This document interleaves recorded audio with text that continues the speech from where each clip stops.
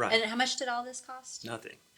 Totally free, available for entrepreneurs. So if you were to give entrepreneurs one word of advice about where to start, where would that be?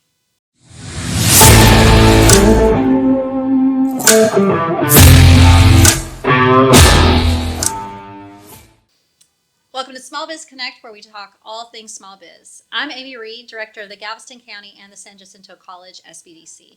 Small Business Development Centers are funded through the Small Business Administration as well as local state funds from our colleges in the area. Today we are joined by Robert Johnson, who is the head of Vision to Venture. So welcome, Robert.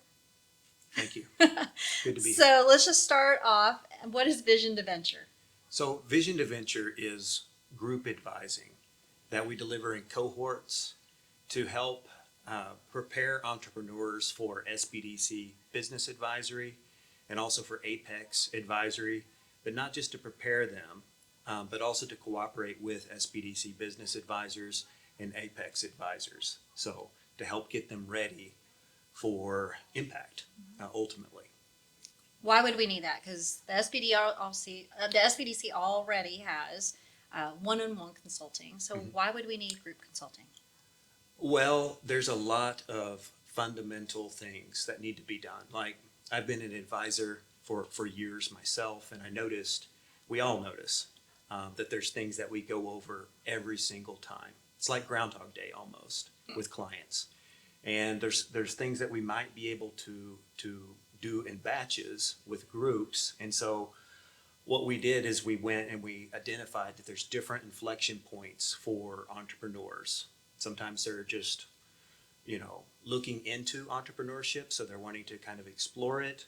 Sometimes they're in the planning stages. Sometimes they're in the early growth stages, late growth stages. And we do similar things, not always, but there's similar things we all do as advisors to help get them ready. And so what we did is we kind of baked these into classes so that we could do it more efficiently. And it's better for us, and it's also better for the entrepreneur, we feel, to get some of that out of the way so that we can get some of those documents and some of that thinking done so that SBDC business advisors and Apex advisors can look at that information that's already put together in a dossier so that they can better advise the clients, the entrepreneurs. So we have one-on-one advising. Now we have group advising, but then we also have workshops, Sure. right? So Oh, yeah. the centers have workshops, Yeah. downtown has workshops. What's different between your group advising and workshops? Well, the workshops are usually one-off and episodic, meaning they might not be offered, in a sequence that's predictable. Sometimes they are, but usually they're just one of them. And so that would be the distinction between typical workshops that we have. We have excellent training workshops at SBDC, Apex, excellent training opportunities for many different things. So, but these are different in the sense that we are going over, a sequence of training, I guess you would say, entrepreneurial milestones that you need to kind of go through in order to get your idea validated or get your business plan done or to get a capability statement completed or get a pitch deck put together. So it's a little bit different. We meet together and we kind of build towards a deliverable rather than have just a one-off workshop. Does that make sense? Yeah, there's a lot more action that comes with it. Yeah, so a lot more, application. So that's another thing. In workshops, sometimes you get a lecture or you get a lot of information, which is good. We need that. But in cohorts, we're able to, for example, do work before we come to a cohort session and fundamental work, like watch the lectures and learn some material beforehand and then apply it, and then to do homework and to learn that and then to come back. And so there's there's definitely a lot more application work going on in the cohorts than a typical workshop. So do you feel that this flip system that you all have created is more effective, and how does that work? How do they access all of the material for the flip system? Okay, so the flipped classroom methodology is a fairly new educational technique, just in education in general. And basically it's to take what would ordinarily be in a traditional class, like let's say lecture material, and you do it before you get to class. And then in class, you work on activities or presentations and do some higher order thinking and learning in class. So we do that. And the other part of your question was like, how do they get access to it? Yes. Yeah. So we have a learning management system called Canvas that the University of Houston uses with their classes.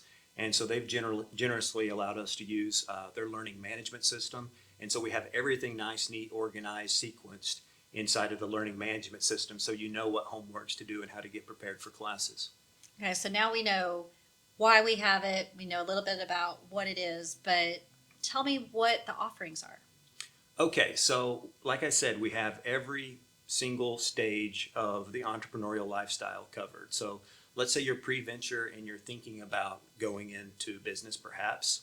Let's say you might be in the corporate world or something and you're thinking about perhaps starting a franchise. Well, if you're just wanting to dip your toe into Entrepreneurship 101, you want to validate an idea, that's Entrepreneurship 101. Let's say that you're in the planning stage. Let's say you need to make a business plan and to get a lender-ready business plan. That would be Start Smart. So in Start Smart, we use a software system called Live Plan, and we together put together a business plan in that cohort. Let's say you're in early growth. That would be Grow Smart Junior. Grow Smart Junior, we focus on strategic planning, SWOT analysis and the like, and then also marketing. So we do a deep dive into marketing and sales, making sure that we have excellent marketing strategy and sales.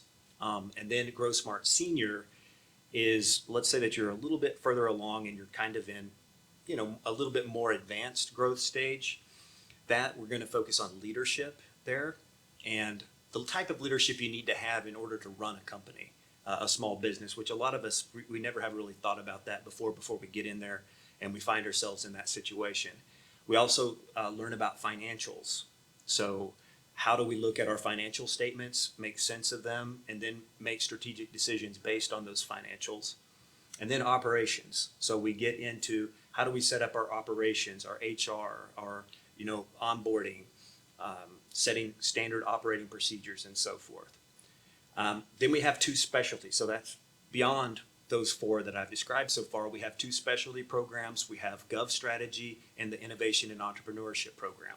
Gov Strategy is going to get you introduced to the government contracting landscape, determine whether or not you're ready to do government contracting, and then we put together a capability statement for you that is truly outstanding and ready for government contracting if you're ready. And if you're not, we put you through the whole car wash of classes that we have.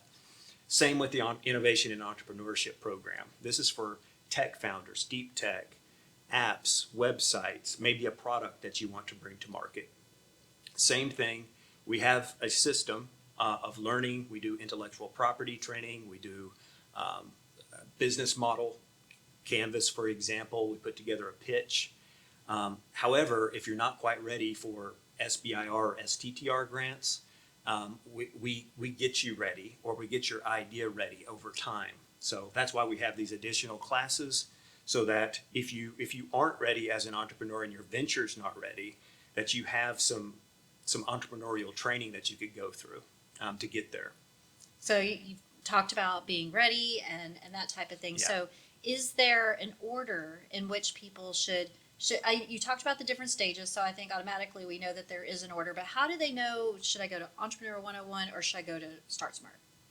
Okay, so in those two cases, if you need your idea validated, or if you're completely fresh and new and you know nothing about entrepreneurship, what it means to be a small business owner, you need to go to Entrepreneurship 101. If you know that you want to do this, let's say you have a franchise or something, you want to go into it, you might want to skip, because a business plan might not even be relevant for you. You might want to go to Grow Smart Junior and start learning how to become an entrepreneur and how to think like an entrepreneur. But if you do need a business plan, let's say that you you want to expand your business, or you want to do a startup. That's your own idea, for example, and you need a business plan to get a loan and you don't have it. That's whenever you go to Start Smart. So it really depends. We have people start all over the place, but the key is, I think that almost every entrepreneur needs to go through all of them. Besides, maybe a franchise owner might not need to know. They might not need to go through the business planning.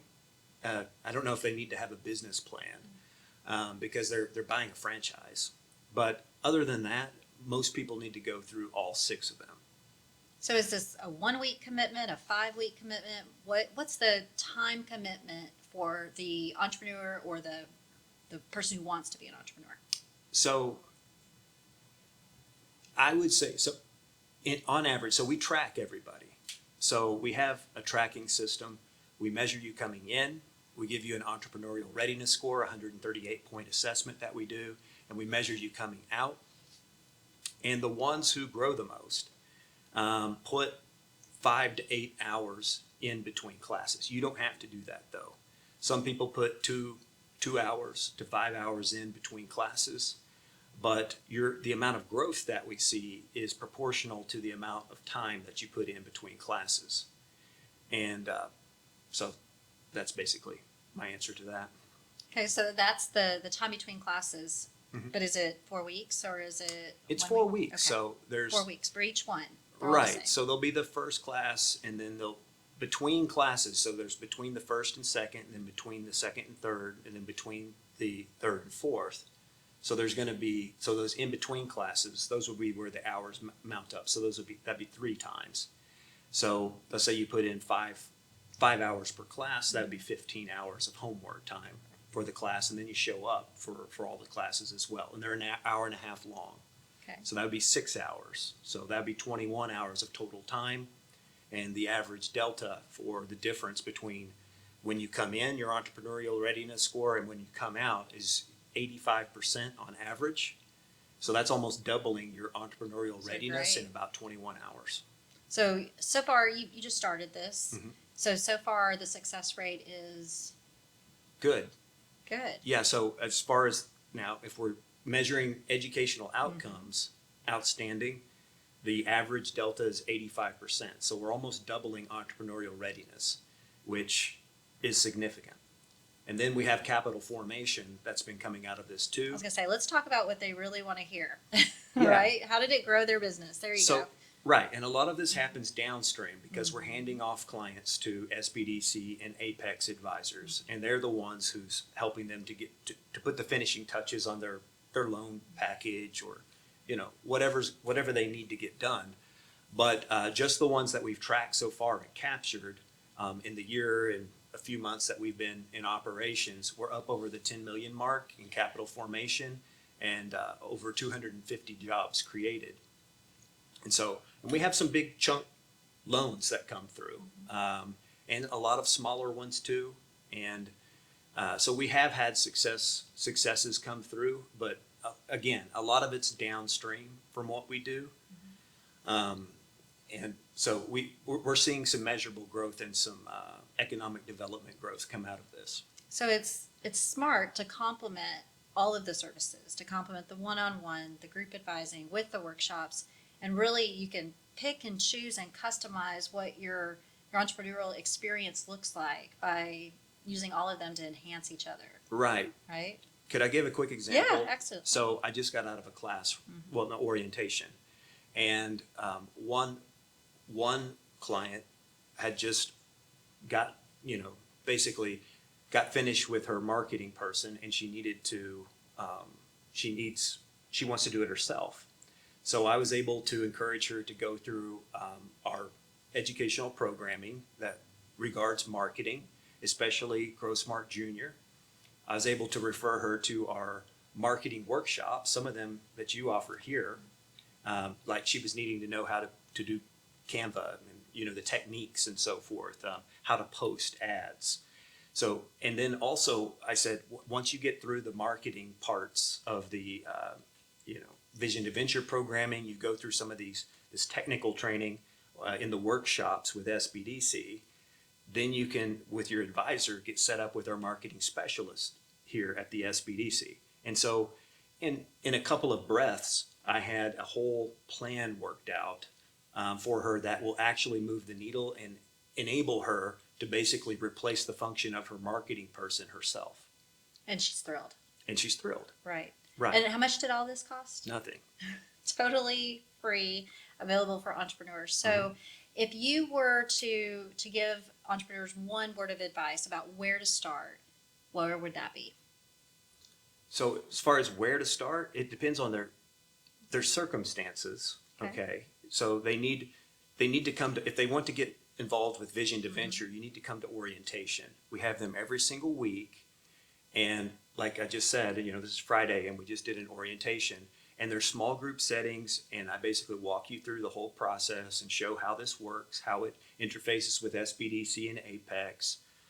We talk about your individual case. I get up the classes on the screen and show you how to sign up and put together a little, road plan for you to get, involved with SBDC. And the way you get in touch with us is the SBDC website. You can put Vision to Venture or V2V, University of Houston, SBDC in Google, and will be the first thing that pops up. You'll see a lot of information about, how we designed this and everything, and how to get involved. Well, that was going to be my next question, is how they find you, but you took care of that. So Yeah. I think the last question I have for you is, why you? Why are you a part of Vision to Venture? Well, so I've been an entrepreneur for a while, for 20 years. And whenever I was becoming an entrepreneur, I had to learn a lot of things the hard way. I did get introduced eventually to SBDC, and it really helped me out a lot. So I was a client for 5 years, had an outstanding relationship with my advisor. And it really changed my life. I did get involved with SBDC, and I've been an educator for quite some time too, and an entrepreneurship educator. I've put together systems like this before, and with some stuff I've done with Texas Workforce Commission. I've also worked with University of Houston Technology Bridge to develop some programming that really did work and really did help. So why me? I think I'm gifted as an educator, and I also know what it's like to be an entrepreneur, and I know how valuable education is and how these things are teachable. Like, you can become more disciplined. You can be, you can develop competencies that you need to have to be an effective entrepreneur. You can improve the quality of your plans. You can validate your plans. You can do these things and de-risk so much. And I think because I've been an entrepreneur and I've been an educator and I've tasted of this, I think that would be the why me. I think that's great. And thank you for sharing your passion, and thank you for taking on Vision to Venture. So to our viewers, thanks for tuning in today to Small Biz Connect, where big ideas meet small biz. And until next time.